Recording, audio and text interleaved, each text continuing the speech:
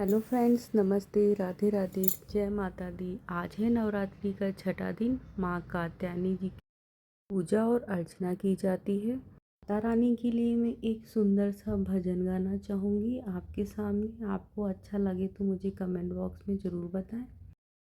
हम तो चले आए मैया तुझको मनाने, हम तो चले आए मैया तुझको मनाने, चाहे तू माने चाहे न माने, चाहे तू माने, चाहे न माने।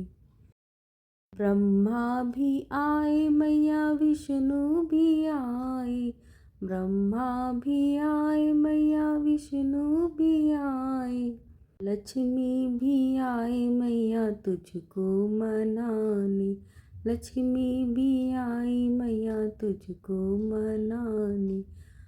हम तो चले आए मैया तुझको मनाने, चाहे तू माने चाहे न माने। गंगा भी आई मैया यमुना भी आई, सरयू भी आई मैया तुझको मनाने, सरयू भी आई मैया तुझको मनाने।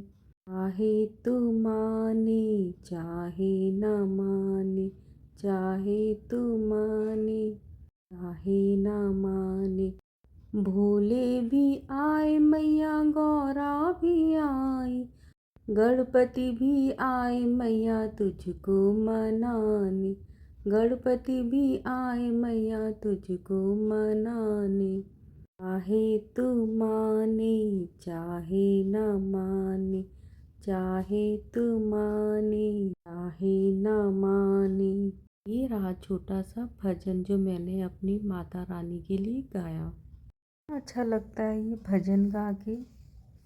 बड़े शहरों में सारी चीज़ें लुप्त होती जा रही हैं, लेकिन अभी भी मेरे मम्मी के यहाँ एक छोटा सा पार्क है सामने, तो वहाँ आंटी लोग मिलकर हर फेस्टिवल पे ढोलक बजाती हैं और भजन गाती हैं। सारी लेडीज़ एक साथ इकट्ठी हो जाती है और बहुत अच्छे अच्छे से भजन गाती हैं। मैं जब गर्मियों की छुट्टियों में जाती हूँ ना, तो वहाँ जेठ के मंगल पर बहुत अच्छे अच्छे प्रोग्राम्स होते हैं। जब हम लोग छोटे थे ना, तो कभी नहीं सोचा था कि ये दिन इतने याद आएंगे, लेकिन सच में वो दिन एकदम गोल्डन टाइम था। वो दिन याद आ रहे हैं, लेकिन जब हम लोग बूढ़े हो जाएंगे ना, तो हमें ये दिन भी याद आएंगे, क्योंकि हम लोगों को ना बीते दिन याद आते हैं, प्रेजेंट में हमें जीना नहीं आता। सारा टाइम बीत जाता है तो हमें लगता है ये टाइम अच्छा था, वो टाइम अच्छा है, लेकिन सारे टाइम अच्छे होते हैं। हमें प्रेजेंट टाइम में अच्छे से एंजॉय करके खुश होके रहना चाहिए। मैं जब पूजा के फूल और माता जी की माला ऑर्डर कर रही थी ना, तो मुझे ये कमल का फूल दिखा, तो मैंने इसको मंगाया। माता जी को मैंने कमल का फूल चढ़ाया तो मुझे बहुत अच्छा लगा।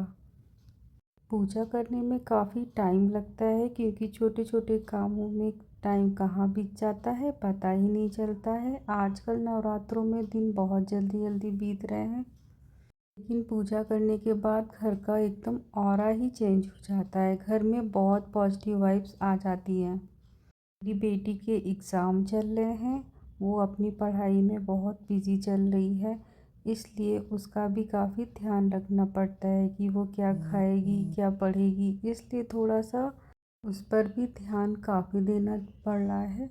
टाइम पता ही नहीं चल रहा है नवरात्रों में। लेकिन जब ढोलक बजती थी, सारे लोग आपस में मिलते थे, सारी बातें होती थी, ढोलक बजती थी और किसने कौन सा गाना गाया ये हम लोग सुनते थे और घर आकर उसको लिखकर याद करते थे। इसे आने के बाद फटाफट लिख लेते थे ताकि हम कुछ भूल ना जाए। हम लोग कहीं पे अच्छा कुछ भजन या गीत सुनते थे ना, उसको याद कैसे रखे, घर में आकर तुरंत लिखते थे जिससे वो हमें याद हो जाए। यह गाना और भजन सीखकर इतनी खुशी मिलती थी, जाने कितनी बड़ी चीज़ मिल गई है हमें। हम जब कहीं माता जी की चौकी में जाए या किसी भी बलौवे में जाएं, तो वो हम अपने गीत गाएं तो लोग बड़ी तारीफ़ करते थे कि अरे आपको तो बहुत छोटी छोटी चीज़ें भी काफ़ी बड़ी खुशियाँ दे जाती थी। छोटी सी खुशी का आज कोई अनुमान भी नहीं लगा सकता। अच्छा भजन आता था, कुछ लोग तो बोलते थे मैं मुझे लिख कर दे दो, तो पहले लिखने का कार्यक्रम भी बहुत होता था जो अब छूट गया है। ये लोग मोबाइल में ही लगे रहते हैं जिससे राइटिंग वगैरह हर चीज़ बिगड़ने लगी है। कुछ टाइम बुक्स आती थी, गृह शोभा, गृह लक्ष्मी, सरिता, उसमें हम लोग बुनाई की चीज़ें देखते थे। और कुछ नया अगर खाने के लिए आया है तो वो मैं सबसे पहले देखती थी और उसको बनाती थी। वेट करती थी कि कोई बुक नई आए, उसमें कुछ नया इंटरेस्टिंग खाने के लिए, कुछ बनाने के लिए, कुछ रेसिपी आए तो मैं उसको झट से बना लूँ। मोबाइल नहीं था लेकिन लाइफ काफ़ी अच्छी थी। घरों में सारे लोग साथ एक रूम में बैठकर बातें करते थे और खाना भी साथ में ही खाते थे। पहले के टाइम काफ़ी अच्छा लगता था, मज़ा आता था। पहले तो ऑनलाइन हम लोग सामान तो मंगाते नहीं थे, किस दुकान से किसने कौन सा सामान लिया है ये एक दूसरे से पूछते थे। ये बातें बलोगों में करते थे। ने ये सूट कहाँ से लिया, तो लोग उसमें भी बताने में हिचकिचाते थे कि अरे ये मेरे जैसा ना ले लें। लेकिन अब तो भाई इतनी साइट्स आ गई हैं, कोई कुछ छुपा ही नहीं सकता। नहीं था यूट्यूब आ जाएगा तो यूट्यूब पे तो सब अपनी शॉपिंग दिखाएंगे। पहले तो लोग अपनी एक दूसरे को शॉपिंग दिखाने से हिचकते थे। तो उल्टा हो गया है, कुछ हम शॉपिंग करके आते हैं, यूट्यूब पे तो सब लोग अपने ज्वेलरी की शॉपिंग भी दिखाने लगे हैं। भी नहीं छुप रहा है, हर चीज़ एक दूसरे को बता रहे हैं। लेकिन पहले ऐसा नहीं था, हर चीज़ एक दूसरे से छुपाई जाती थी, सब बताई नहीं जाती थी। आरती करने के बाद मैं डेली ये छोटा सा हवन करती हूँ। ये मैं बचपन से मेरी मम्मी ऐसे ही करती हैं, डेली मैं भी ऐसे ही करती हूँ नवरात्र के 9 दिन।